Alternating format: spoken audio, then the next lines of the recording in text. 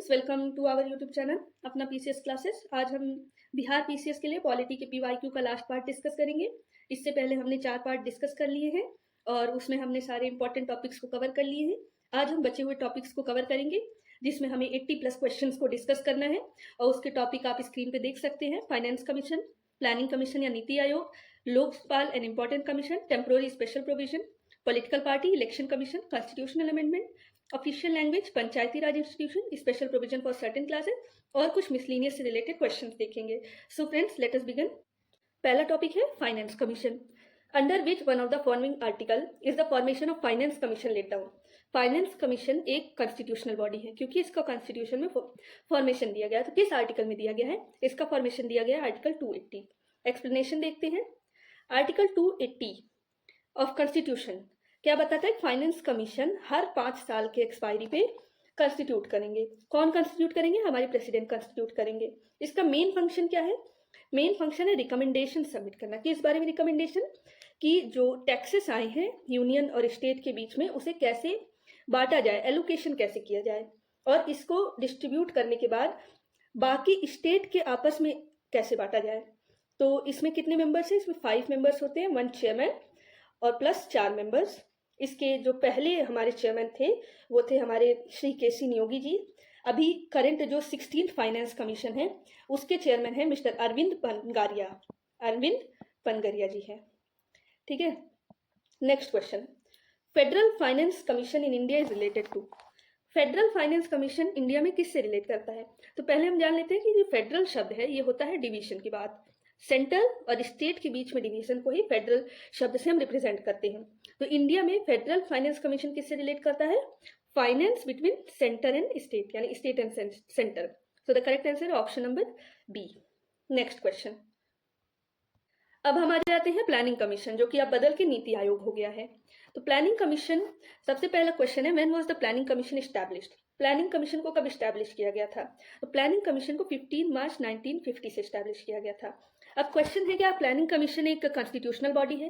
पहली बात, constitutional body कौन सी होती है? जिसका कॉन्स्टिट्यूशन में फॉर्मेशन हो, कहीं ना कहीं किसी आर्टिकल में उसके बारे में लिखा हो। लेकिन जो प्लानिंग कमीशन है इसका कॉन्स्टिट्यूशन में कहीं मेंशन नहीं था। ये एक नॉन कॉन्स्टिट्यूशनल इंस्टीट्यूशन था, ये कहीं भी कॉन्स्टिट्यूशन में मेंशन नहीं था। तो ये कैसे फॉर्म हुआ? ये फॉर्म हुआ एक कैबिनेट के रेजोल्यूशन के द्वारा, जिस रेजोल्यूशन को 15 मार्च 1950 को पास किया गया था। अब इसका फंक्शन क्या था? मेन फंक्शन था इसका 5 ईयर प्लान बनाना यूनियन के लिए और एनुअल प्लान जो स्टेट्स के लिए उस पर सजेशन देना। अब इसके बाद इसको रिप्लेस किया है हमारे नीति आयोग ने। नीति आयोग ने रिप्लेस किया। अब जैसे planning commission non constitutional body थी, सेम वे में नीति आयोग भी एक्स्ट्रा कॉन्स्टिट्यूशनल बॉडी है। कहीं भी कॉन्स्टिट्यूशन में इसका मेंशन नहीं है और इसे भी यूनियन कैबिनेट के रिजोल्यूशन के द्वारा बनाया गया है। So both are non constitutional institution. Next question. Who among the following is the CEO of नीति आयोग। नीति आयोग के सीईओ कौन है? तो नीति आयोग के अभी करंट सीईओ हमारे मिस्टर BVR सुब्रमण्यम जी है। पहले अमिताभ कांत थे लेकिन अब जो है मिस्टर BVR सुब्रमण्यम जी है। अब आ जाते हैं हम लोकपाल एंड इम्पोर्टेंट कमीशन से related question. Question number 1। The chairman of the constitutional review commission was set up in February 2000 is. Constitutional review commission के चेयरमैन कौन थे? पहली बात, कॉन्स्टिट्यूशनल रिव्यू कमीशन का फॉर्म हुआ था फरवरी 2000 में। इसके जो चेयरमैन थे वो थे MN वेंकट चलैया, जस्टिस MN वेंकट चलैया। एक्सप्लेनेशन देख लेते हैं। ये एक नेशनल कमीशन था जिसका काम था कॉन्स्टिट्यूशन के वर्किंग को रिव्यू करना। National commission to review the working of the constitution. 22 फरवरी 2000 को इसने सेटअप किया गया था इसको। चेयरमैन कौन थे? जस्टिस वेंकट चलैया जी।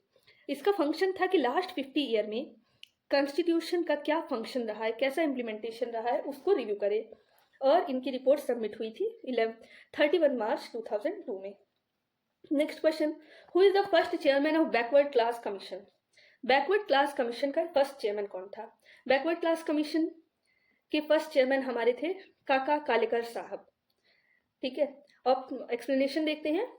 First all India backward class commission setup किया गया था प्रेसिडेंट के द्वारा 29 जनवरी 1953 को। इनके जो फर्स्ट चेयरमैन थे वो काका कालेकर साहब थे और इसीलिए इसे काका कालेकर कमीशन के नाम से जाना जाता था। इसका जो मेजर काम था वो था socially and educationally backward classes जो इंडिया के अंदर हैं उनके कंडीशन को इन्वेस्टिगेट करना। ठीक है, और इसी को इन्वेस्टिगेट करने के बाद रिकमेंडेशन देशन कि क्या स्टेप्स लिए जा सकते हैं यूनियन और स्टेट के द्वारा, किस चीज़ के लिए स्टेप, डिफिकल्टी रिमूव करने के लिए। इस कमीशन ने अपनी रिपोर्ट 30 मार्च 1955 को सबमिट की थी।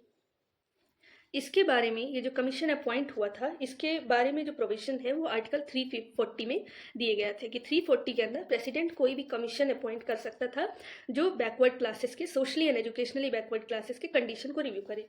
उसके बाद national commission for backward classes भी आया, जिसने जो national commission for backward classes के लिए एक कॉन्स्टिट्यूशनल स्टेटस दिया बाई आर्टिकल 338B के इंसर्शन से। अब जो national commission for backward classes है ये आर्टिकल 338B के अंडर ये कॉन्स्टिट्यूशनल बॉडी हो गई है। ठीक है, ये आया है 102 अमेंडमेंट एक्ट, यानी 102 अमेंडमेंट एक्ट के द्वारा ये आया है। Next question, the chairman of state public service commission is appointed by. State public service commission के चेयरमैन कौन अपॉइंट करता है? चेयरमैन उनके अपॉइंट किए जाते हैं गवर्नर के द्वारा। So the correct answer is option number C. Explanation देखते हैं। यूनियन पब्लिक सर्विस कमीशन की तरह स्टेट में स्टेट पब्लिक सर्विस कमीशन होता है जो हमारे एग्जामिनेशंस कंडक्ट कराते हैं। इससे रिलेटेड आर्टिकल 315 से लेके 323 में दिया गया है। पार्ट 14 में दिया गया है। ठीक है, इसमें जो चेयरमैन है, मेंबर्स है, वो अपॉइंट तो गवर्नर के द्वारा किए जाते हैं, लेकिन खास बात यह है कि रिमूव किसके द्वारा किए जाते हैं? प्रेसिडेंट के द्वारा। सो ये याद रखने वाली बात है कि कभी भी जो स्टेट पब्लिक सर्विस कमीशन है, ऐसा नहीं है कि अगर उसको गवर्नर ने अपॉइंट किया तो गवर्नर ही रिमूव करेंगे। रिमूव कौन करेंगे? हमारे प्रेसिडेंट रिमूव करेंगे। नेक्स्ट क्वेश्चन, अब आ जाते हैं हम टेम्पोररी स्पेशल प्रोविजन से रिलेटेड क्वेश्चन पे। टेम्पोररी स्पेशल प्रोविजन हमारे दिए गए हैं पार्ट नंबर 21 में। पार्ट 21 हमारे टेम्पोररी और स्पेशल प्रोविजन की बात करता है। इसी पार्ट में हमें पहले आर्टिकल 370 था जिसमें जम्मू कश्मीर को स्पेशल स्टेटस मिला था। तो क्वेश्चन देखते हैं, विच one of the following state was never granted special category status. सबसे पहले जान लेते हैं कि स्पेशल कैटेगरी स्टेटस क्या होता है। ये जो स्पेशल कैटेगरी स्टेटस है कॉन्स्टिट्यूशन में कहीं भी नहीं दिया गया है, ये एक सेंटर के द्वारा डिमार्केशन किया जाता है। कुछ स्टेट्स को स्पेशल कैटेगरी स्टेटस दिया जाता है। 5th कमीशन ने इस बात का रिकमेंडेशन किया था। किसी भी स्टेट को स्पेशल कमीशन देने के लिए गडगिल फार्मूला का इस्तेमाल होता है। गडगिल फार्मूला, उन्होंने कुछ क्राइटेरियाज दिए थे जिसके बेसिस पे एक स्पेशल स्टेटस दिया जाता था किसी स्टेट को, जैसे कि उसकी जो स्ट्रैटेजिक लोकेशन है, मान लीजिए वो कोई बॉर्डरिंग स्टेट है, जैसे राजस्थान हो गया, उसका पाकिस्तान से बॉर्डर है तो ये एक स्ट्रैटेजिक लोकेशन है। दूसरा उसकी स्पेशल जो जोग्राफिकल लोकेशन है, मान लीजिए कोई जैसे राजस्थान हो गया तो वो एक डेजर्ट एरिया है तो उसे ज़्यादा अपने रिसोर्स लगाने पड़ेंगे उसको मैनेज करने के लिए। इस तरीके से बैकवर्डनेस हो गई लोगों की। ये सब कुछ क्राइटेरिया हैं जिसके बेसिस पे किसी स्टेट को स्पेशल कैटेगरी स्टेटस का दर्जा दिया जाता है। ये स्पेशल कैटेगरी स्टेटस अब तक कभी न कभी सिक्किम को, हिमाचल प्रदेश को, जम्मू कश्मीर को दिया जा चुका है, लेकिन बिहार को नहीं दिया गया है। क्वेश्चन पूछा गया है कि नेवर ग्रांटेड, तो किसे नहीं दिया गया है? So the correct answer is Bihar. Bihar को स्पेशल कैटेगरी स्टेटस का दर्जा नहीं दिया गया है। अब दूसरी बात की स्पेशल कैटेगरी स्टेटस और ये जो स्पेशल प्रोविजंस है जो पार्ट 21 में है, उनमें क्या अंतर है स्पेशल प्रोविजन और स्पेशल कैटेगरी स्टेटस में? जो स्पेशल प्रोविजन है ये 370 से लेके 371J तक है, जिसमें अलग अलग स्टेट को स्पेशल प्रोविजंस मिले। इसमें जो राइट्स हैं वो पॉलिटिकल हैं, एडमिनिस्ट्रेटिव हैं, लेकिन यहाँ जो बात है ये प्योरली फाइनेंशियल बात आ जाती है। अगर कोई भी स्टेट स्पेशल कैटेगरी स्टेटस है तो यहाँ में जो भी सेंट्रल स्कीम्स आएंगी, नॉर्मली जो है 60% 70% ऐसे सेंटर जो है उसमें कंट्रीब्यूशन करती है, बाकी स्टेट करती है। लेकिन अगर कोई स्टेट स्पेशल कैटेगरी स्टेटस का है तो उसमें 90% कंट्रीब्यूशन सेंटर का होता है। इसके अलावा भी कई सारे कंसेशन स्टेट को मिलते हैं। तो स्पेशल कैटेगरी स्टेटस सच में एक स्पेशल कैटेगरी है जिसमें स्टेट को फाइनेंशियल बेनिफिट्स मिलते हैं। क्यों? क्योंकि उनकी ऐसी कंडीशन होती है कि उन्हें डेवलपमेंट की ज़्यादा ज़रूरत है। Next question, which article in the Indian constitution is related with the establishment of election commission of India? कौन सा ऐसा आर्टिकल है इंडियन कॉन्स्टिट्यूशन में जो इलेक्शन कमीशन के एस्टैब्लिशमेंट की बात करता है? इलेक्शन कमीशन एक ऐसी बॉडी है जो इंडिया में इलेक्शन कराती है, ठीक है, और इसमें जो लोकसभा का इलेक्शन हो गया, चाहे स्टेट लेजिस्लेटिव असेंबलीज का इलेक्शन हो गया, और चाहे प्रेसिडेंट या वाइस प्रेसिडेंट का इलेक्शन हो गया, सब इलेक्शन कमीशन कराती है।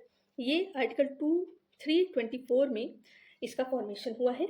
So the correct answer is option number ए। बाकी आर्टिकल 148 डील करता है हमारा कैग से। कैग मतलब competent and auditor general of India. इनका काम है यूनियन एंड स्टेट के अकाउंट्स को देखना। बाकी इनका एक और काम है, ये नेट प्रोसीड को सर्टिफाई करते हैं। नेट प्रोसीड क्या है? अगर गवर्नमेंट को टैक्सेस मिल रहे हैं तो उसको टैक्स कलेक्ट करने में उसको खर्चे आ रहे हैं, एक्सपेंडिचर भी आ रहे हैं, तो tax minus expenditure is equal to net proceed, ये बताते हैं हमारे कैग। बाकी नेक्स्ट क्वेश्चन पे चलते हैं। अब आ जाते हैं हम इलेक्शन कमीशन के बारे में। तो पहला क्वेश्चन है, the lower age limit of voter of India union and state legislature were reduced from 21 years to 18 years. तो इसे किस कॉन्स्टिट्यूशनल अमेंडमेंट एक्ट से लाया गया? इसे लाया गया 61 कॉन्स्टिट्यूशनल अमेंडमेंट एक्ट से। एक्सप्लेनेशन देखते हैं। 61 कॉन्स्टिट्यूशनल अमेंडमेंट एक्ट ने एज को रिड्यूस कर दिया फ्रॉम 21 ईयर्स से 18 ईयर्स। ठीक है, ये आया 28 मार्च 1989 को फोर्स में, और सबसे पहले 1989 के जनरल इलेक्शन में इसका इस्तेमाल हुआ। अब ये जो इलेक्शन का जो वोटिंग राइट घटा है, अब एक यूनिवर्सल अडल्ट सफरेज का जो एज लिमिट हो गया है वो हो गया 18। यूनिवर्सल अडल्ट सफरेज का जो इनडायरेक्ट हमें मेंशन मिलता है वो मिलता है आर्टिकल 326 में। एक और इसमें ऑप्शन इंपॉर्टेंट है, that is 65th constitutional amendment act. 65th constitutional amendment act इसलिए जरूरी है क्योंकि इसने इस्टेब्लिश किया था national commission for scheduled tribe and scheduled caste, scheduled caste and scheduled tribe. इससे पहले क्या था? इससे पहले था special officer for scheduled caste and scheduled tribe, special officer for schedule caste and schedule tribe. तो एक इंपॉर्टेंट अमेंडमेंट हो जाता है। इसके बाद भी अमेंडमेंट आया, इसको एससी के लिए और एसटी के लिए अलग अलग कमीशन बाइफरकेट कर दिया गया। नेक्स्ट क्वेश्चन पॉलिटिकल पार्टीज से अब रिलेटेड है। To be recognised as national party in India a party must have secured at least how much percentage of vote in previous election. कई तरीके की पार्टी होती है, नेशनल पार्टी होती है, स्टेट पार्टी होती है, और एक होती है अनरिकॉग्नाइज्ड पार्टी, यानी उसका कोई रिकॉग्निशन नहीं है। तो कोई भी पार्टी नेशनल पार्टी कब बनेगी, इसका क्या क्राइटेरिया है? कितनी परसेंटेज वोट मिलने चाहिए उसे प्रीवियस इलेक्शन में? ऑप्शन देखते हैं। At least 10% vote, at least 4% valid vote in 4 और more state, 15% of valid vote in 4 और more state, at least 6% valid vote in more than half of the state, या नन ऑफ द अबव। ये चारों option गलत है। Correct answer is option number ई। क्यों गलत है? एक्सप्लेनेशन देखते हैं। किसी भी पॉलिटिकल पार्टी को अगर नेशनल पार्टी बनना है तो उसे 3 में से एक कंडीशन फुलफिल करनी पड़ेगी। या तो उसे लोकसभा में 2% सीट मिले, यानी 11 सीट, और ये सीट 3 डिफरेंट स्टेट से आनी चाहिए। ऐसा नहीं कि 2% सीट यूपी से आ गई तो वो नेशनल पार्टी होगी, नहीं, 3 स्टेट से आना चाहिए। किसी भी 3 स्टेट से 2% सीट्स, क्या सीट्स यानी 11 सीट, या लोकसभा लेजिस्लेटिव असेंबली यानी वो जो स्टेट का लेजिस्लेटिव असेंबली है उसमें 6% टोटल वैलिड वोट मिले किसी भी पार्टी को, और ये भी एटलीस्ट 4 स्टेट में मिले। इसके साथ साथ 4 सीट भी जीते वो, कहाँ पे? House of the people, Lok Sabha में, फ्रॉम एनी स्टेट। अब ये कोई नहीं है कि किसी और स्टेट से, कई सारे स्टेट से, किसी भी स्टेट से 4 सीट, 4 सीट प्लस 6% वोट, कितने में? 4 स्टेट्स में, या फिर 4 या 4 से अधिक स्टेटों में वो स्टेट पार्टी की तरह रिकॉग्नाइज हो। सो अगर ऐसा ऑप्शन चारों नहीं है, इसीलिए हमारा करेक्ट आंसर है ऑप्शन नंबर ई। नेक्स्ट आम आदमी पार्टी है। आम आदमी पार्टी क्या है? स्टेट पार्टी है, नेशनल पार्टी है, रीजनल पार्टी है, रजिस्टर्ड पार्टी है। देखिए पार्टी तो रजिस्टर्ड है लेकिन उसको स्टेटस भी मिले हैं। जिस समय ये क्वेश्चन पूछा गया उस समय ये स्टेट लेवल रजिस्टर्ड पार्टी थी, लेकिन इस समय जिस समय ये क्वेश्चन अब हम डिस्कस कर रहे हैं, आम आदमी पार्टी एक नेशनल पार्टी की तरह रिकॉग्नाइज की गई है। और कब रिकॉग्नाइज की गई? 10 अप्रैल 2023 को आम आदमी पार्टी को 9th नेशनल पार्टी के तौर पे रिकॉग्निशन दी गई। लेकिन इसके साथ साथ एक बात ये पता आपको होनी चाहिए कि इलेक्शन कमीशन ने TMC, Trinamool Congress, CPI communist party of India, NCP national Congress party, इन तीनों के जो नेशनल पार्टी के स्टेटस थे उन्हें छीन लिया है। तो अब एट प्रेजेंट 6 नेशनल पार्टीज हैं, जो कि हमारी है BJP, Congress, national people party NPP, CPIM यानी communist party of India Marxist, BSP, और हमारा newly admitted Aam Aadmi party. Next question, who is empowered to recognise various political party in India as national और regional party? Criteria तो हमने बता दिया, आप empowered कौन है? कौन बताएगा कि कौन सी पार्टी नेशनल पार्टी है, कौन सी पार्टी रीजनल पार्टी है? ये अथॉरिटी है इलेक्शन कमीशन की। एक्सप्लेनेशन देखते हैं। इलेक्शन कमीशन अकॉर्ड करता है रिकॉग्निशन पॉलिटिकल पार्टी को। इलेक्शन कमीशन के सामने आपको अपनी पार्टी रजिस्टर करनी पड़ती है। अगर पार्टी ने क्राइटेरिया फुलफिल किया तो इलेक्शन कमीशन उसको रिकॉग्निशन देता है। ठीक है, जो उसके रूल्स कहाँ दिए गए हैं, वो election symbols reservation and allotment order 1968 में दिए गए हैं। जितने भी क्राइटेरियाज हैं यहाँ पे दिए गए हैं। Next question, consider the following statement regarding political party in India. Representation of people act 1951 provides for registration of political parties. ये जो ऑप्शन है ये एकदम करेक्ट है, क्योंकि रिप्रेजेंटेशन ऑफ पीपल्स एक्ट ये बताता है कि जो भी पॉलिटिकल पार्टी है उसे रजिस्टर करना पड़ेगा कहाँ पे, इलेक्शन कमीशन के सामने। अब कोई पार्टी जो क्राइटेरिया को फुलफिल करती है वो नेशनल या स्टेट पार्टी हो जाती है। क्राइटेरिया कहाँ लिखा है, हमने ऊपर देखा, election symbols reservation and allotment order 1968 में। नेक्स्ट ऑप्शन क्या है, registration of political parties carried out by election commission. Yes, registration कौन कराता है, इलेक्शन कमीशन ही करता है। National level political party is one which is recognised in 4 और मोर स्टेट। यस, एक ऑप्शन ये भी है, एक क्राइटेरिया ये भी है कि अगर कोई पॉलिटिकल पार्टी 4 या 4 से ज़्यादा स्टेट में स्टेट पार्टी की तरह रिकॉग्नाइज है तो वो नेशनल लेवल पॉलिटिकल पार्टी बन जाती है। During 1999 general election there were 6 national and 48 state level party recognised by election commission. ये स्टेटमेंट भी करेक्ट है। तो अब हम यहाँ पे कॉम्बिनेशन देखते हैं, तो 1 2 3 4 चार ऑप्शन करेक्ट है, तो hence option number D is the correct answer. Next question, name the political party which is not part of composite central government but their member has been elected speaker of 13th Lok Sabha. कोई ऐसा आप political party बताइए जो central government का part नहीं है लेकिन उसका एक मेंबर स्पीकर बनी है। तो ये तेलुगु देशम पार्टी है। 13th लोकसभा के समय में जो CMC बालायोगी जी हैं वो स्पीकर बने थे और ये तेलुगु देशम पार्टी के मेंबर थे।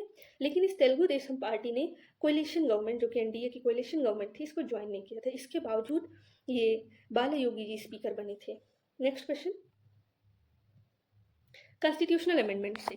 कॉन्स्टिट्यूशनल अमेंडमेंट के प्रोविजन पार्ट 20 में दिए गए हैं, आर्टिकल 368 में। अब इसका जो प्रोसीजर है उससे रिलेटेड ये क्वेश्चन है, अ bill for amendment in Indian constitution can be presented. अगर इंडियन कॉन्स्टिट्यूशन में अमेंडमेंट करना है तो बिल कहाँ प्रेजेंट करेंगे, तो वो बिल चाहे लोकसभा चाहे राज्यसभा दोनों में कर सकते हैं। कॉन्स्टिट्यूशनल अमेंडमेंट बिल में ऐसा कोई बाउंड्री नहीं है कि सिर्फ लोकसभा में होना चाहिए। अगर ये मनी बिल होता तो ये सिर्फ लोकसभा में इंट्रोड्यूस हो सकता था, लेकिन ये कॉन्स्टिट्यूशनल अमेंडमेंट बिल है तो दोनों लोकसभा राज्यसभा दोनों पास कर सकते हैं। अब अमेंडमेंट इनिशिएट दोनों हाउस में से हो सकता है। इसका प्रोविजन आर्टिकल 368 क्लॉज 2 में दिया गया है। इसमें मेजॉरिटी कैसी चाहिए, आपको मेजॉरिटी चाहिए स्पेशल मेजॉरिटी।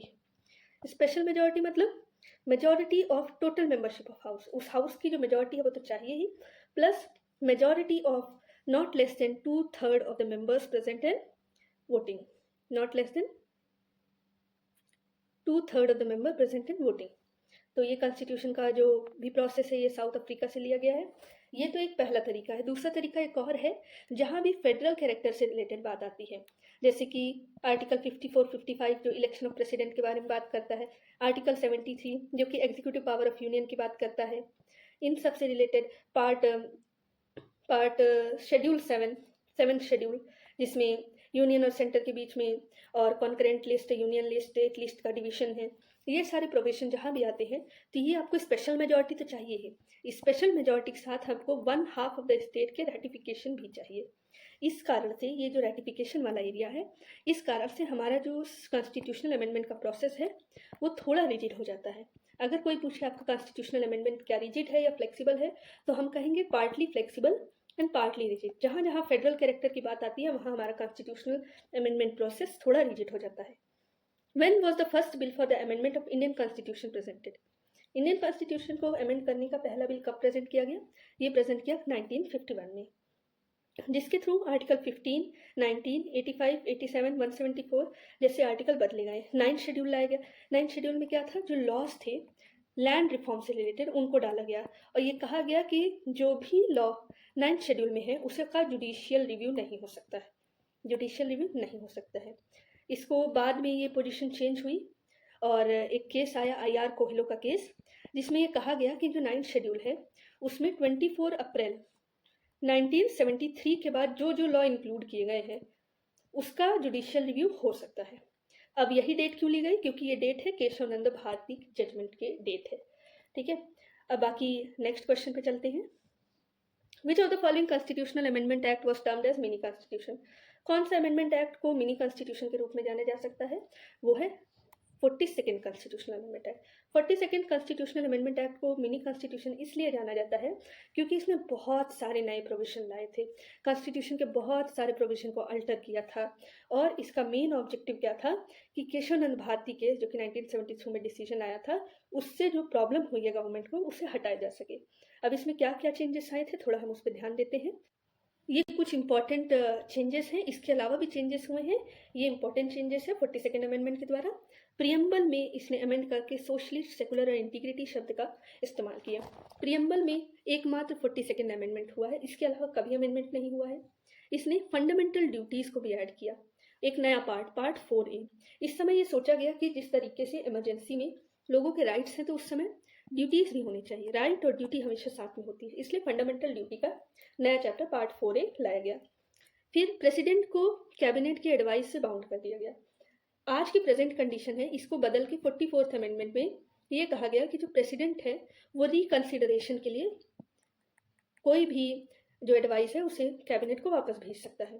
तो आज की जो मौजूदा परिस्थिति है वो ये है कि अगर कोई एडवाइस या बिल किसी कैबिनेट के द्वारा किसी प्रेसिडेंट को जाती है, तो प्रेसिडेंट उसे एक बार रिकंसिडरेशन के लिए वापस कर सकती है।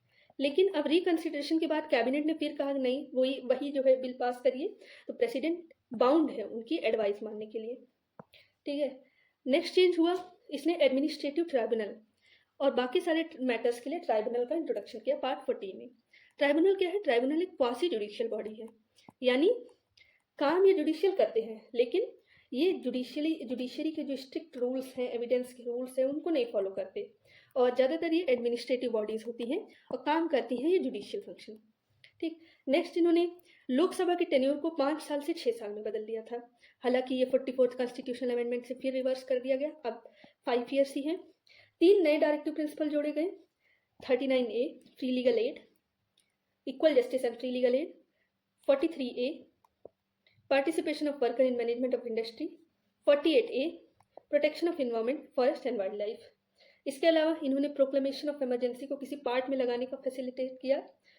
5 सब्जेक्ट ऐसे थे जिन्हें स्टेट लिस्ट से कॉन्करेंट लिस्ट में ट्रांसफर कर दिया, यानी education, forest, protection of wild life and birds, weight and measure and administration of justice.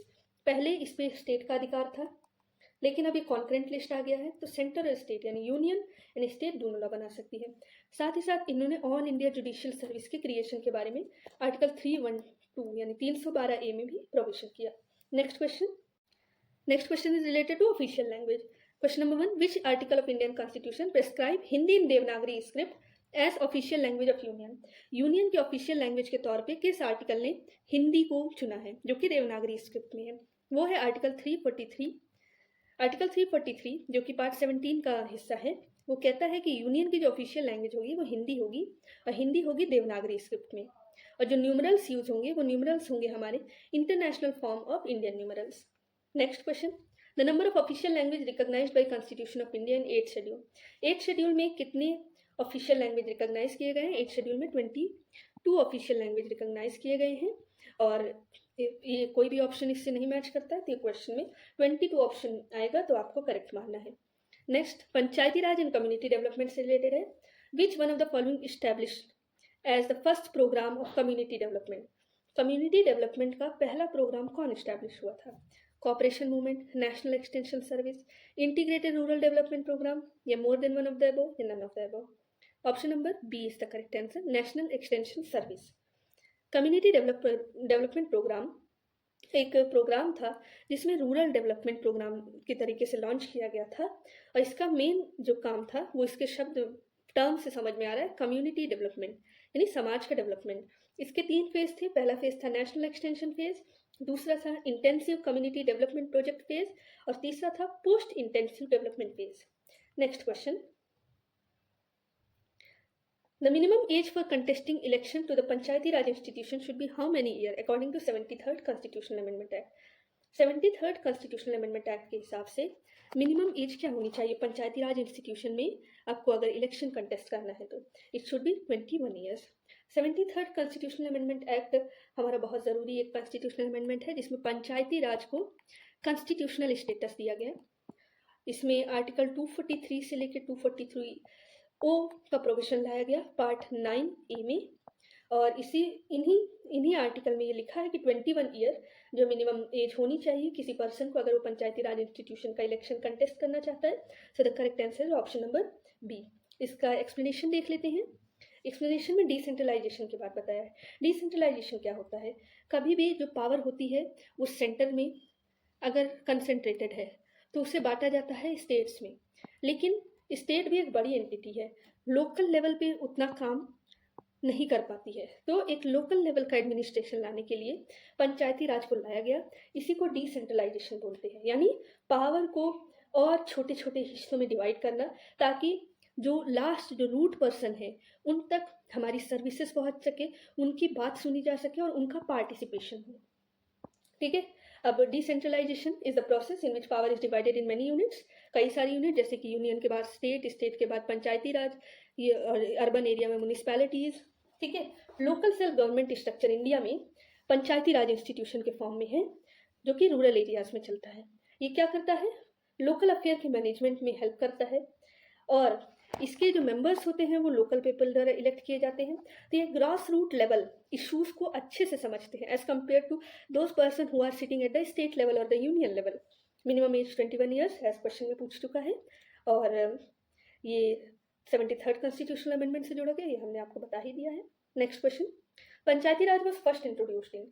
पंचायती राज सबसे पहले इंट्रोड्यूस कहाँ हुआ? वो हुआ है राजस्थान में। Correct answer option number D. Panchayati raj के बारे में प्रोविजन है आर्टिकल 40 में। आर्टिकल 40 बात करता है डीपीएसपी की, directive principle of state policy. ये बोलता है कि जो स्टेट हैं उन्हें पंचायत कॉन्स्टिट्यूट करना चाहिए।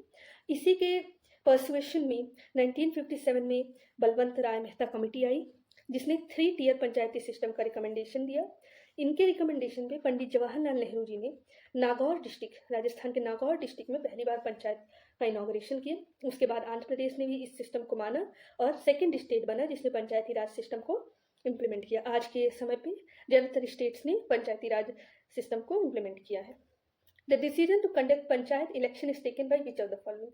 पंचायत इलेक्शन को कंडक्ट कराने का डिसीजन कौन लेता है? पंचायत इलेक्शन एक ग्रास रूट लेवल का डिसेंट्रलाइजेशन सिस्टम है, तो ग्रास रूट लेवल को जो मैनेज करते हैं वो है state government. Option number B. Explanation देखते हैं।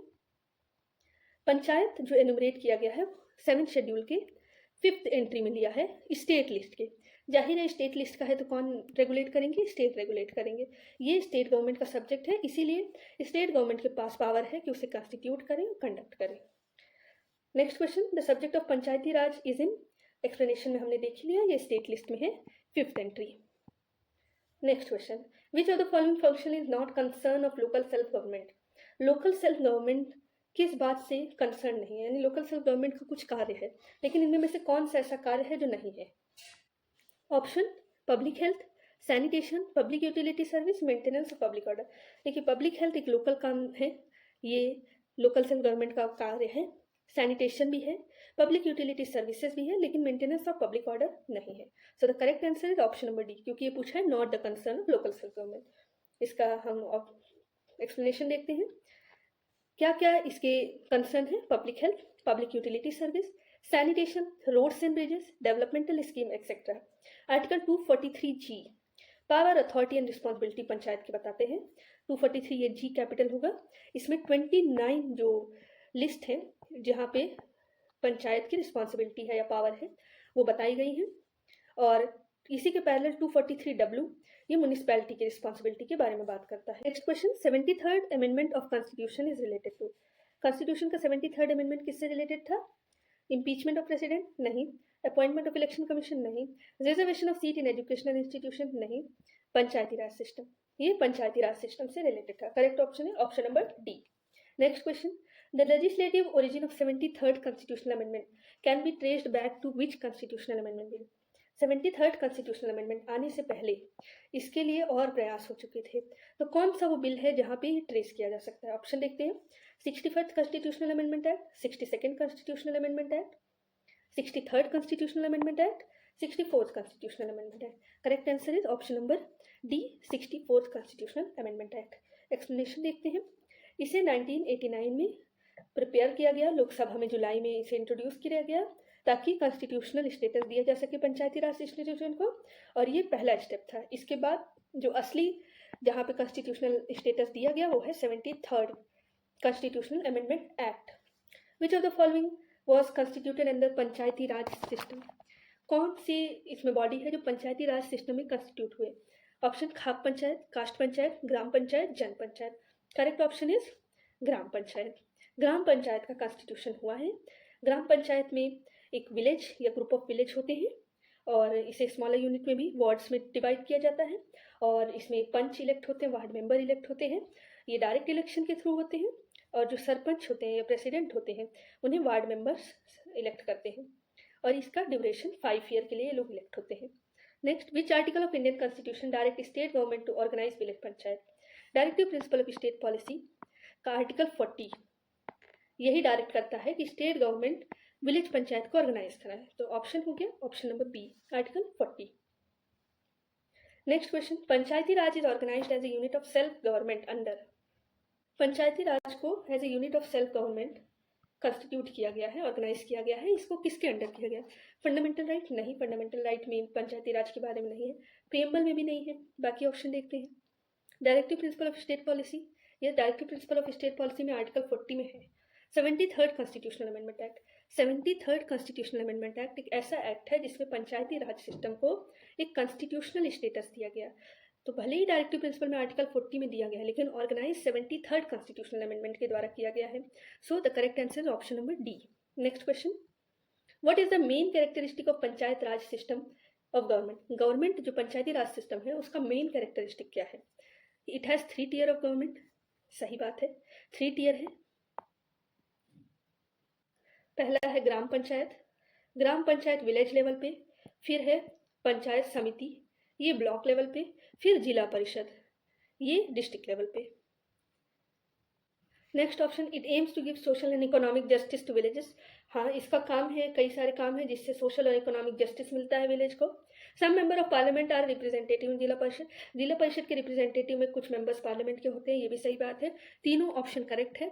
सो answer is option number D, all of these are true. Explanation देखते हैं। ये लोकल सेल्फ गवर्नमेंट का सिस्टम है पंचायती राज। ग्राम पंचायत इसमें विलेज लेवल पे है, पंचायत समिति ब्लॉक लेवल पे है, और जिला परिषद डिस्ट्रिक्ट लेवल पे है। और इसका गोल क्या है? Economic development and social justice. Next question, to review the financial position of panchayat the state government constitute every year. हर 5 साल में पंचायत की फाइनेंशियल पोजीशन को रिव्यू करने के लिए स्टेट गवर्नमेंट किसे अपॉइंट करती है? तो स्टेट गवर्नमेंट अपॉइंट करती है फाइनेंस कमीशन को। Finance commission, option number A is the correct answer. Provision finance commission का आर्टिकल 243I में दिया गया है। अब ये जो फाइनेंस कमीशन है ये स्टेट फाइनेंस कमीशन है, इसका काम पंचायती राज से रिलेटेड है। और अगर नॉर्मल फाइनेंस कमीशन है यानी यूनियन फाइनेंस कमीशन, इसका काम क्या है? इसका काम union as well as states के जो फाइनेंशियल पोजीशन से रिलेटेड है। तो कभी भी स्टेट फाइनेंशियल कमीशन स्टेट से ना कंसर्न होकर पंचायत से कंसर्न है। और स्टेट गवर्नमेंट से कौन सी फाइनेंशियल कमीशन कंसर्न है? यूनियन फाइनेंस कमीशन, जो कि आर्टिकल 280 में कंस्टिट्यूट की गई है। अब ये जो स्टेट फाइनेंस कमीशन है इसे कंस्टिट्यूट करते हैं हमारे governor. Next question, what is the object of community development? Community development का ऑब्जेक्ट क्या है? Economic development, human capital build करना, environment protection, harmonious life, none of the above और मोर देन अबव। ये चारों ऑप्शन करेक्ट है, इसका मतलब more than one of the above, option E is the correct answer. Explanation देखते हैं। Community development, community development मतलब क्या है? Physical, social, moral and cultural development, इन सब के डेवलपमेंट को मिला के हम कम्युनिटी डेवलपमेंट कहते हैं। ठीक है, इसका एक मोटो है live and let live, SK day कहते हैं, live and let live. Community development में एग्रीकल्चर आ गया, animal husbandry, irrigation, cooperation, education, health, social protection, यानी सारे वो एफर्ट्स जो कि एक इंडिविजुअल के इफर्ट को दर्शाते हैं ताकि वो economic, social and cultural condition अपनी कम्युनिटी का इम्प्रूव कर सके। Next question, panchayati raj is mainly aimed at, panchayati raj का मेन एम क्या है? Increasing rivalry among villages, panchayati raj एक लोकल सेल्फ गवर्नमेंट है, उसका राइवलरी से कोई मतलब नहीं है। Next, giving training to village for contesting election, wrong. Decentralisation of power to villager, correct answer option number C. Decentralisation मतलब पावर का डिवीजन, अभी तक सिर्फ यूनियन और स्टेट के बीच में पावर थी, अब पंचायती राज या म्यूनिसिपल कॉर्पोरेशन के पास भी पावर आ गई, तो विलेजर्स के तक ये पावर पहुंची है। यही एम है पंचायती राज का कि वो ग्रास रूट लेवल के लोगों को रिप्रेजेंटेशन दें, और ये लोग अगर रिप्रेजेंट होंगे हमारे सिस्टम में तो यहाँ जो लोकल प्रॉब्लम्स हैं इनको ये बेटर एड्रेस कर पाएंगे। Question number 16, for a successful functioning panchayati raj need full cooperation of.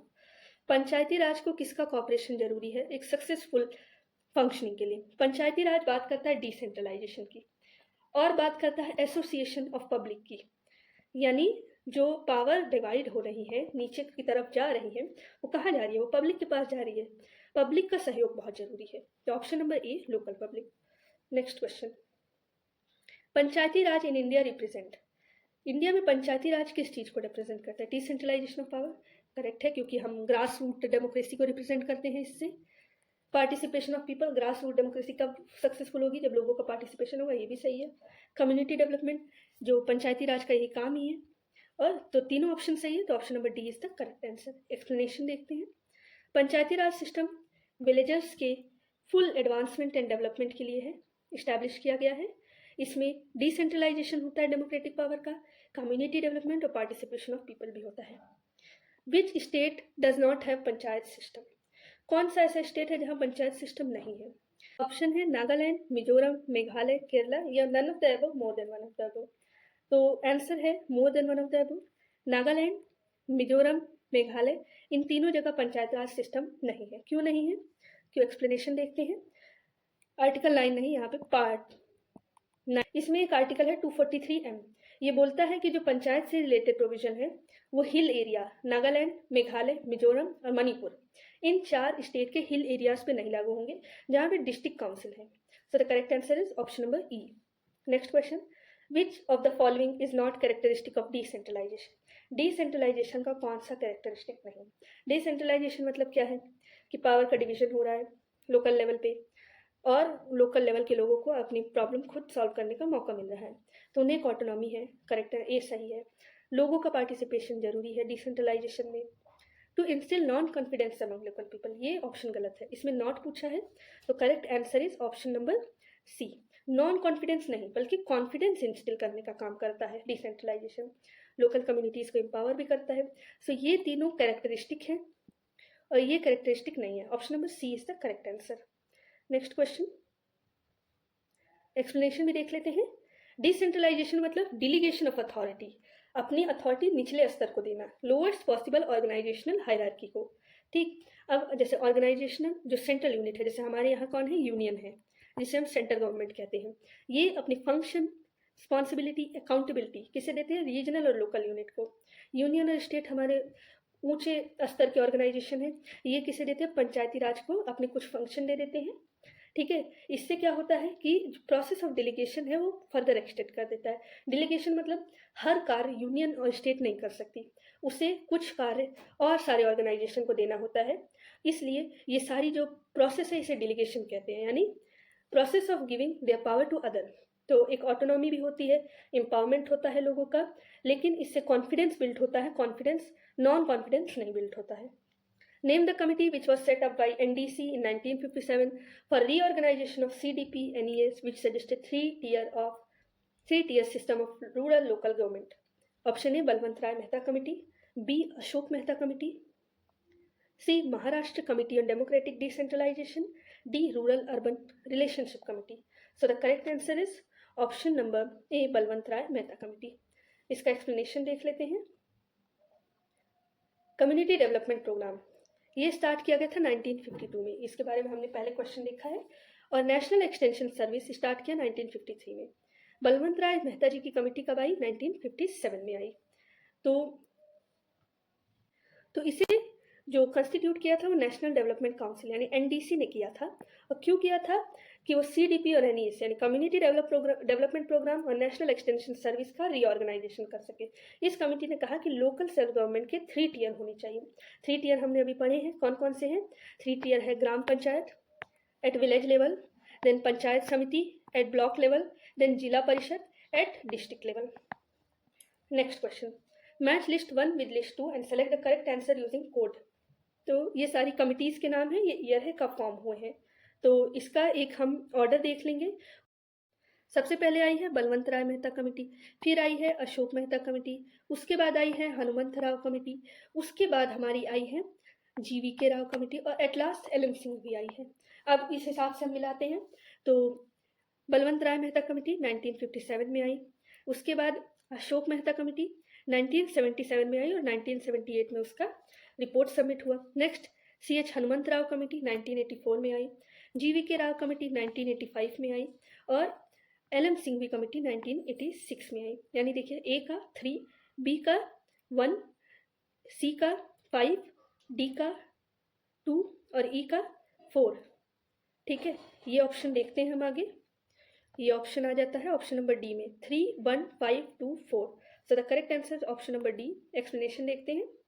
Balwant Rai Mehta committee 1957 में कंस्टिट्यूट हुई। इसने 3 टियर सिस्टम का रिकमेंडेशन दिया। उसके बाद आई अशोक मेहता कमेटी 1977 में, इसने रिपोर्ट सबमिट की 1978 में और इसने 3 टियर की जगह 2 टियर सिस्टम का रिकमेंडेशन दिया। उसके बाद 1985 से पहले हनुमंत राय कमेटी आई थी 1984 में, ये कंस्टिट्यूट की गई थी और इसने डिसेंट्रलाइजेशन की बात की थी, पावर एंड फाइनेंस की बात की थी, district planning bodies, district planning cells की बात की थी। इसके अलावा उसके बाद आया GVK राव कमेटी 1985 में, इसने रिप्रेजेंटेटिव कैरेक्टर को इम्प्रूव करने का रिकमेंडेशन दिया। उसके बाद आई LM सिंघवी कमेटी 1986 में, इसने रिकमेंड किया कि मोर फाइनेंशियल रिसोर्स होने चाहिए लोकल सेल्फ गवर्नमेंट को। Next question, the chairman of committee setup for recommendation of Panchayati Raj in India was. कौन चेयरमैन था? Balwant Rai Mehta, BR Ambedkar, Jagjivan Ram, justice Krishna Iyer. Correct answer is Balwant Rai Mehta. सबसे पहली कमेटी कौन थी? बलवंत राय मेहता कमेटी 1957 में कंस्टिट्यूट हुई थी और उसके जो चेयरमैन थे वो बलवंत राय मेहता जी थे। करेक्ट आंसर ऑप्शन नंबर ए। एक्सप्लेनेशन देखिए, पंचायती राज कमेटी से रिलेटेड कई सारी कमेटीज हैं, जिसमें पहली कमेटी थी बलवंत राय मेहता कमेटी 1957 में, उसके बाद आई अशोक मेहता कमेटी 1977 में, उसके बाद आई LM सिंघवी कमेटी 1986 में, इसके बीच में हनुमंत राव कमेटी भी आई थी, उसके बाद आई PK थंगन कमेटी 1988 में। Next question, the committee on whose recommendation the Panchayati Raj system was introduced in country was headed by. किसकी कमेटी के रिकमेंडेशन पर पंचायती राज इंट्रोड्यूस किया गया, उसके हेड कौन थे? तो बलवंत राय मेहता जी की पहली कमेटी थी पंचायती राज पे और उन्हीं के रिकमेंडेशन पे पंचायती राज सिस्टम कंस्टिट्यूट किया गया है। इन्होंने फर्स्ट टाइम 3 टियर ऑफ पंचायती राज का रिकमेंडेशन किया था। Next question, the Panchayati Raj system was first started in India in the state of Rajasthan and Rajasthan. और किस स्टेट में सबसे पहले पंचायती राज सिस्टम इंट्रोड्यूस किया? सबसे पहले राजस्थान के नागौर डिस्ट्रिक्ट में किया गया, उसके बाद आंध्र प्रदेश में किया गया। Correct answer option number D, Andhra Pradesh. ये कब स्टार्ट किया गया? ये स्टार्ट किया गया 2 अक्टूबर 1959 में नागौर डिस्ट्रिक्ट में, और जबकि आंध्र प्रदेश में जो स्टार्ट हुआ ये सेकेंड स्टेट बना आंध्र प्रदेश पंचायती राज सिस्टम को इम्प्लीमेंट करने के लिए। Next question, the decentralisation system was recommended by. Decentralisation system किसने रिकमेंड किया? जैसे कि हमने बताया डिसेंट्रलाइजेशन सिस्टम क्या है? पावर का डिवीजन अपने लोअर जो ऑर्गेनाइजेशन है, हायर ऑर्गेनाइजेशन से लोअर ऑर्गेनाइजेशन को पावर का डिवीजन। ये कहाँ पे हुआ है? ये पंचायती राज में हुआ है, म्यूनिसपैलिटी में हुआ है, और इसका रिकमेंडेशन किसने दिया था? इसका रिकमेंडेशन दिया था बलवंत राय मेहता जी ने। इनकी फर्स्ट कमेटी थी जिसने पंचायती राज का इंस्टीट्यूशन को constitutional status Panchayati Raj institution के फॉर्मेशन की बात की थी। Next question, Ashok Mehta committee recommended. Ashok Mehta committee ने क्या रिकमेंड किया था? 3 tier government of Panchayati Raj system, 2 tier government of Panchayati Raj, single tier government of Panchayati Raj, multiple tier of government of Panchayati Raj. Correct answer is 2 tier government of panchayat. उन्होंने 2 tier government पंचायती राज का recommend किया था। इनसे पहले बलवंत राय मेहता कमेटी आई थी, उन्होंने 3 टियर की बात की थी, लेकिन इन्होंने अशोक मेहता ने 2 टियर की बात की। Next question, which one of the following committee commission recommended creation of न्याय पंचायत। कौन सी ऐसी कमेटी थी जिसने न्याय पंचायत के क्रिएशन का रिकमेंडेशन दिया? Correct answer is Ashok Mehta committee. इसका एक्सप्लेनेशन देखते हैं। अशोक मेहता कमेटी ने न्याय पंचायत का क्रिएशन का रिकमेंडेशन दिया। इन्होंने कहा कि जो न्याय पंचायत है उसे एक अलग बॉडी, सेपरेट बॉडी की तरह रखा जाए और उसे पंचायत में जो इलेक्ट हुए हैं लोग उनसे मिक्स ना किया जाए, यानी न्याय पंचायत अलग और नॉर्मल पंचायत अलग। ठीक है, इसमें जो क्वालिफाइड जजेस हों वो प्रिसाइड करें न्याय पंचायत को, और ये जो न्याय पंचायत है इनको जो भी जजेस का इलेक्शन होगा उन्हें री इलेक्शन का इंटाइटलमेंट नहीं होगा, और ये जहाँ पे इलेक्ट हुए उसके दूसरे एरिया में ही सर्व करेंगे। Next question is, which constitutional amendment act granted constitutional status to Panchayati Raj institution? Panchayati Raj institution को कॉन्स्टिट्यूशनल स्टेटस किस अमेंडमेंट से मिला? ये मिला है 73rd कॉन्स्टिट्यूशनल अमेंडमेंट एक्ट से। इसमें पार्ट 9 जोड़ा गया, 11 शेड्यूल जोड़े गए और ये फोर्स आया 14 अप्रैल 1993 में। अब 74th कॉन्स्टिट्यूशनल अमेंडमेंट का क्या कार्य था? ये इसने म्यूनिसिपैलिटी को जो है कॉन्स्टिट्यूशनल स्टेटस दिया। Next question, which article give the list of 29 functions to be performed by Panchayati Raj institution? Article 243H, Article 243E, Article 243F, Article 243G. Correct answer Article 243G. 243G में पंचायत की power and authority दी गई है, जिसमें total 29 जो है subjects हैं जिसपे जो है पंचायत अपने लॉज बना सकती है। एक्सप्लेनेशन देखते हैं। 243G कहता है कि जो लेजिस्लेचर स्टेट का है वो पंचायत को जो भी अथॉरिटी या पावर जो उसे एक फंक्शन करने के लिए ज़रूरी है उसे दे सकता है, और इसमें devolution of power and responsibility का भी प्रोविजन हो सकता है। और इसमें बाकी सारे क्या चीज़ है, बाकी है preparation of plan for economic development, social justice और इम्प्लीमेंटेशन ऑफ स्कीम। इस तरीके के सोशल जस्टिस, इस तरीके के 29 जो टॉपिक्स हैं जिसपे पंचायत अपने लॉज बना सकती है या रेगुलेशन बना सकती है। Which state government have provided 50% reservation for women in local bodies up to 2010? 2010 तक। इस क्वेश्चन का आंसर थोड़ा गलत है, क्योंकि इस समय पे जिस समय ये क्वेश्चन डिस्कस किया जा रहा है इस समय 50% सीट कहाँ कहाँ पर है? ये आंध्र प्रदेश, केरला, छत्तीसगढ़, झारखंड, महाराष्ट्र, उड़ीसा, राजस्थान, त्रिपुरा, बिहार, उत्तराखंड, मध्य प्रदेश, असम, गुजरात, कर्नाटक, सिक्किम, तमिलनाडु, तेलंगाना, वेस्ट बंगाल, पंजाब और हिमाचल प्रदेश जैसे स्टेट्स में है। लेकिन जब 2011 में जब ये क्वेश्चन पूछा गया था तब सिर्फ बिहार, मध्य प्रदेश, हिमाचल प्रदेश जैसे स्टेट में 50% रिजर्वेशन था। सो ये क्वेश्चन हम स्किप करते हैं। Next, 50% reservation for women in Panchayati Raj institution is legalised in certain state as. कौन से स्टेट है जहाँ 50% रिजर्वेशन वुमेन के लिए पंचायती राज में लीगलाइज किया गया है? तो वो स्टेट्स हैं बिहार, उत्तराखंड, मध्य प्रदेश और हिमाचल प्रदेश, चारों हैं, यानी option number D is the correct answer. ऊपर हमने एक्सप्लेनेशन पढ़ा ही था। Next question, the 3-tier system of Panchayati Raj consist of. पंचायती राज में 3-tier सिस्टम है और इसमें कौन कौन से हैं? इसमें है ग्राम पंचायत, ठीक है, ये दोनों ऑप्शन में ग्राम पंचायत है, इसमें नहीं है, ये कट कर दिया जाए। फिर उसके बाद ये ग्राम पंचायत विलेज लेवल पे है। उसके बाद है पंचायत समिति, देखिए पंचायत समिति यहाँ और यहाँ है, यहाँ ब्लॉक समिति है, इसे कट कर दिया जाए। पंचायत समिति किस में है? पंचायत समिति ब्लॉक लेवल पे है। इसके बाद आ जाते हैं ब्लॉक समिति। ब्लॉक समिति कोई नहीं है बल्कि क्या है? Zila Parishad. Option number D is the correct answer. Next question, panchayat samiti at the block level in India is only an. Block level में जो पंचायत समिति है वो कैसी बॉडी है? वो बॉडी है administrative authority. Option number D is the correct answer, ठीक है। इसका एक्सप्लेनेशन देखते हैं। ब्लॉक लेवल पे जो पंचायत समिति है ये एक एडमिनिस्ट्रेटिव बॉडी है। इसका काम जो है बहुत कोऑर्डिनेशन एंड एग्जीक्यूशन दोनों का है, जबकि जो जिला परिषद है जो डिस्ट्रिक्ट लेवल पे है इसका काम सुपरवाइजरी एंड कोऑर्डिनेटिंग बॉडी है। तो next question, which is not among the power of Panchayati Raj institution in India? Implementation of land reform, judicial review, implementation of poverty alleviation programme, none of the above. कौन सा power पंचायती Raj institution में नहीं है? तो ये power है judicial review. Option number B is the correct है। Judicial review किसकी पावर है? हमारी जुडिशियरी की पावर है, ठीक है। Next question, panchayat samiti at block level. Panchayat समिति जो ब्लॉक लेवल पे है उसका कार्य क्या है? उसका कार्य है एज एन एडमिनिस्ट्रेटिव अथॉरिटी, ठीक है। एक्सप्लेनेशन देखते हैं।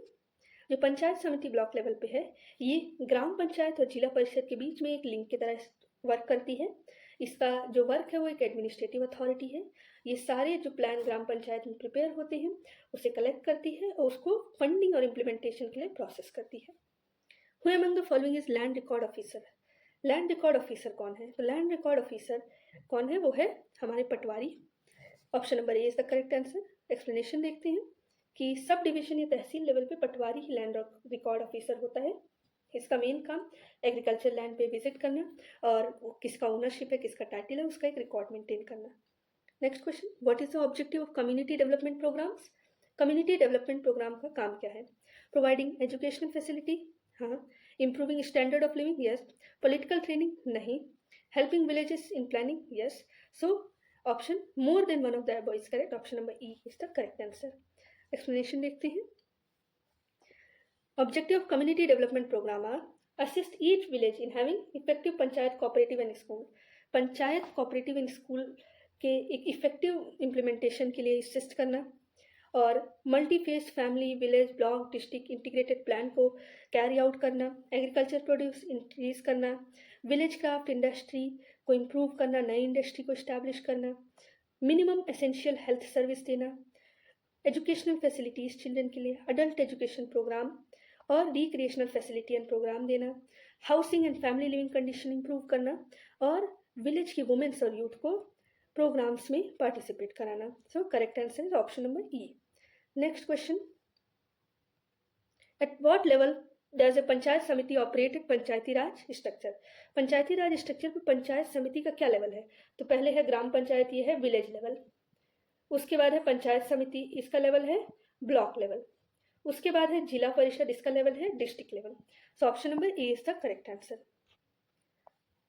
Next, consider the following statement. In the post 73rd amendment era, there has to be decentralization of 73rd constitutional amendment के बाद किन किन चीज़ों पे डिसेंट्रलाइजेशन होना चाहिए? डिसीजन मेकिंग पावर, हाँ होना चाहिए. सिस्टम एज ए होल होना चाहिए. जुडिशियल पावर नहीं, जुडिशियल पावर पंचायती राज को नहीं जाएगी, जाएगी तो डिस्ट्रिक्ट कोर्ट को जाएगी, है ना. न्याय पंचायत जैसी कोई चीज़ बनी नहीं है तो यहाँ तो जाएगी ही नहीं.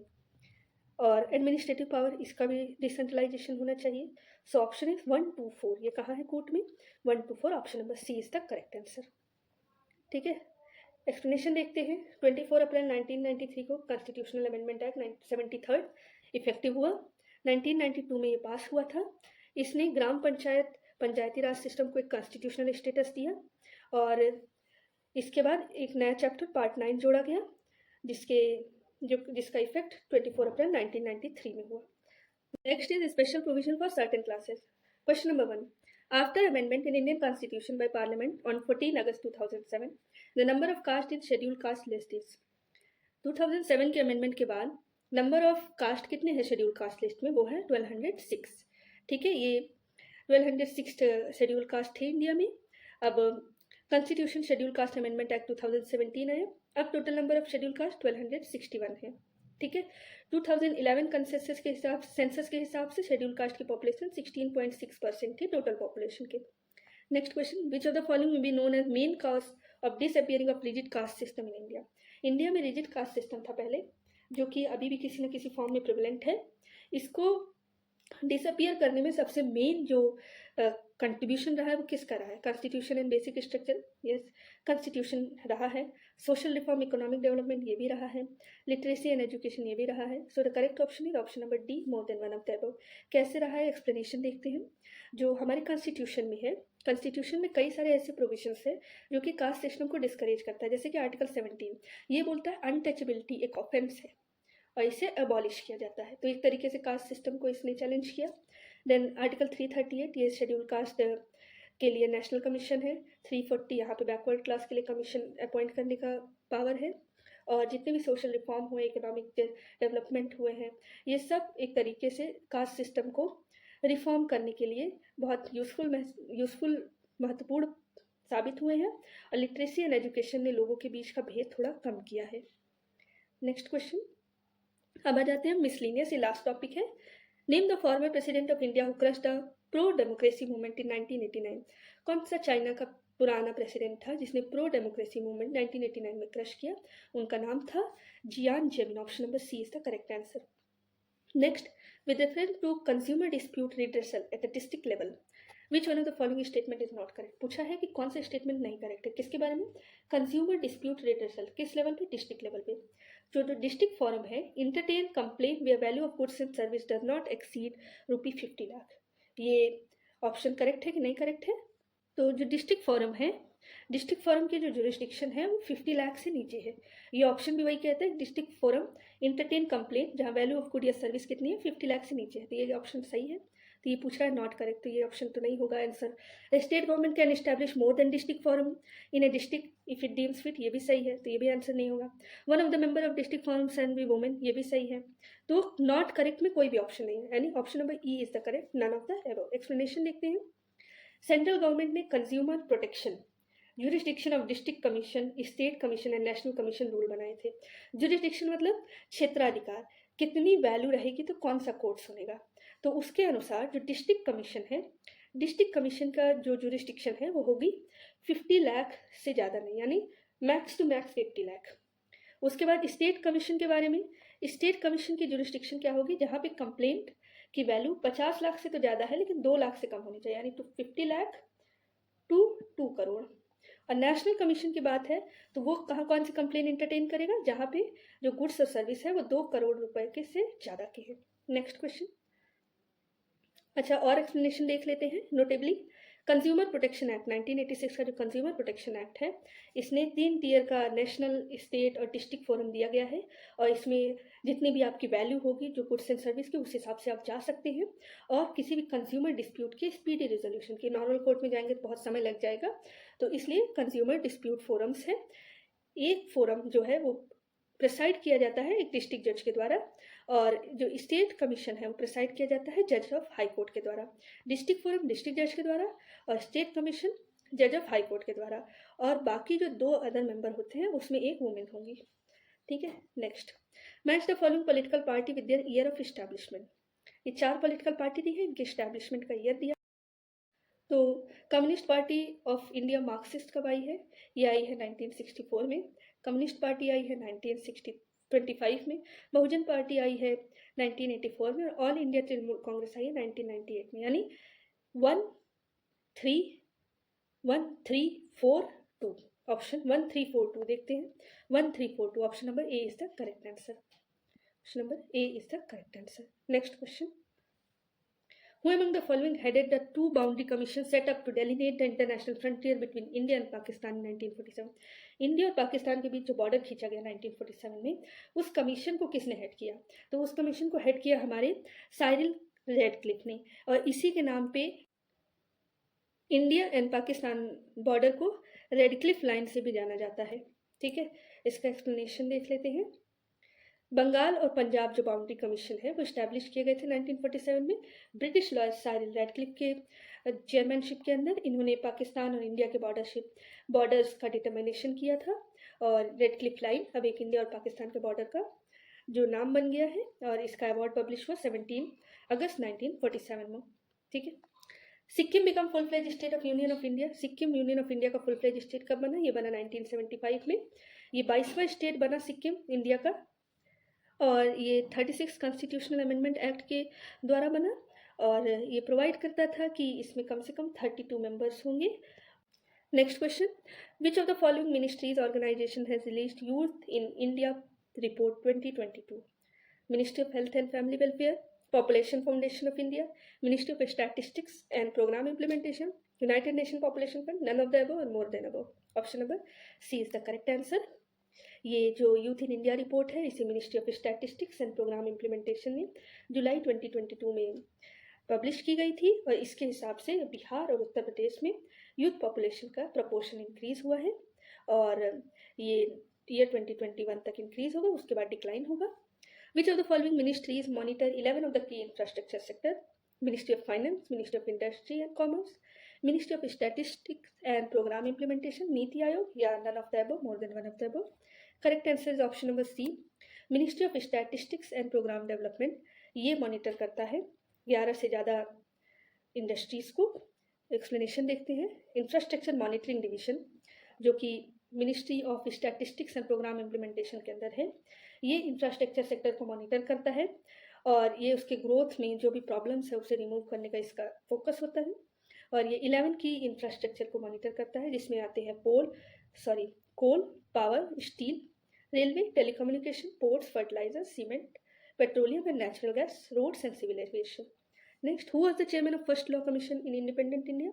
इंडिपेंडेंट इंडिया में फर्स्ट लॉ कमीशन के चेयरमैन थे मिस्टर MC शीतलवार। अभी लेटेस्ट जो चेयरमैन थे लॉ कमीशन के वो थे justice Rituraj Awasthi ji, Rituraj Awasthi.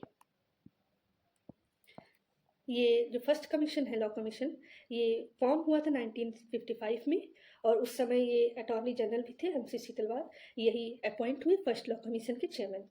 Next, if one nation one election is to be realised in India, which article of constitution will require amendment?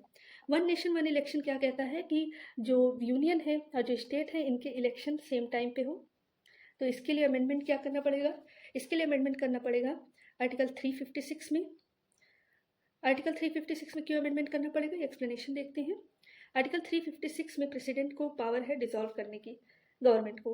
अगर स्टेट गवर्नमेंट को प्रेसिडेंट ने पहले ही डिसॉल्व कर दिया 5 ईयर से पहले, तो सेंटर का तो अभी पूरा 5 ईयर कंप्लीट नहीं हुआ, स्टेट पहले ही डिसॉल्व हो गई, तो स्टेट में तो साथ में इलेक्शन होना है, तो स्टेट में जितने समय तक इलेक्शन नहीं हुआ उतने समय तक कौन रहेगा। तो इसके रिगार्डिंग कुछ चेंजेस करने पड़ेंगे, तब जाके वन नेशन वन इलेक्शन जो कॉन्सेप्ट है ये फुलफिल हो पाएगा। Next question, article 300 of constitution deal with, article 300 किससे डील करता है, आर्टिकल 300 डील करता है सूट एंड प्रोसीडिंग से, ठीक है। एक्सप्लेनेशन देखते हैं। आर्टिकल 300 सूट्स एंड प्रोसीडिंग की बात करता है। 302 बात करता है पार्लियामेंट की power to improve restriction on trade, commerce and intercourse between state and another. 76 deal करता है अटॉर्नी जनरल के बारे में, ये ऑप्शंस में दिए थे तो उसका एक्सप्लेनेशन है। The division of each state into territorial constitution constituencies for the Lok Sabha is done by delimitation commission। ये delimitation कब तक फ्रीज किया गया है, ये delimitation फ्रीज किया गया है 2026 तक। आर्टिकल 82 कहता है कि जो delimitation होगा वो फ्रीज होगा 2026 तक। ये 84th कॉन्स्टिट्यूशनल अमेंडमेंट के द्वारा इसे 2026 तक फ्रीज किया गया है।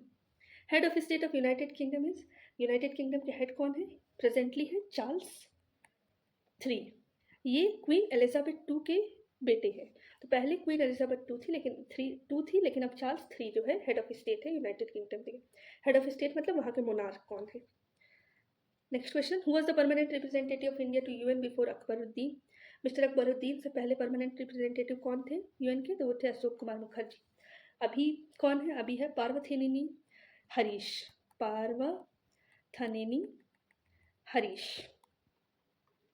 Next question, the headquarter of international court of justice situated, international court of justice का हेडक्वार्टर हेग में है। हेग कहाँ है, नीदरलैंड में है।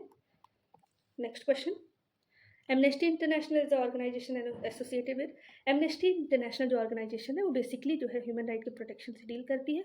तो option number B is the correct answer.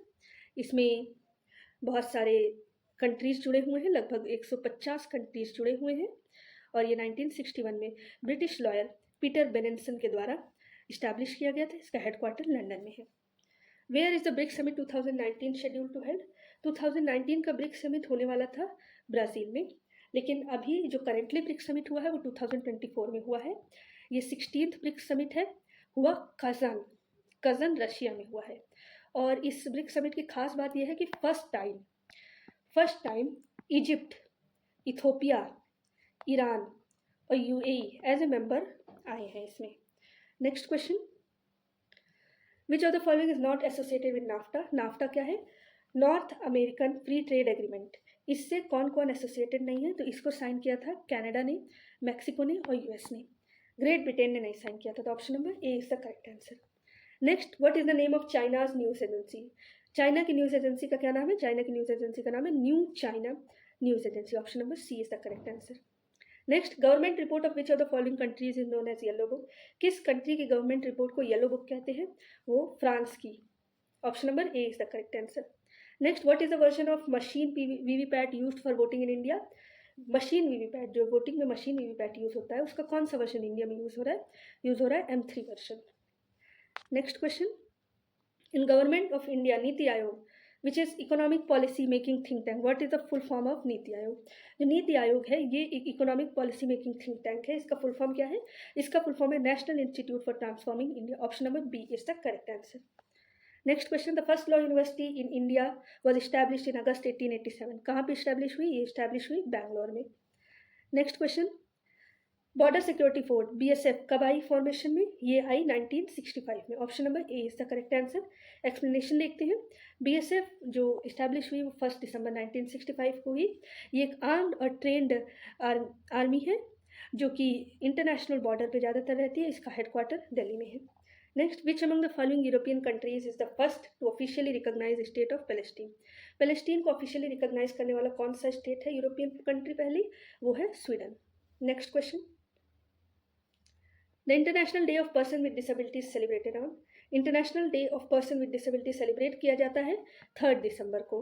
ये कब से सेलिब्रेट करना शुरू किया गया, 1992 से। Next question, where was the ministerial meeting of coordinating bureau of non aligning movement held in 2019। 2019 में नैम की मिनिस्टीरियल मीटिंग कहाँ हुई? वो हुई है वेनेजुला में। Next question, Montesquieu proposed a division of power within the government between legislature, executive and judiciary in which of the following? Montesquieu ने division of power की बात की थी लेजिस्लेचर, एग्जीक्यूटिव और जुडिशरी, जिसको हम सेपरेशन ऑफ पावर के नाम से भी जानते हैं। और ये किस बुक में कहा था? इन्होंने कहा था spirit of law. Option number A is the correct. With this we have completed all the PYQs of Bihar PCS and thank you for the cooperation. Thank you.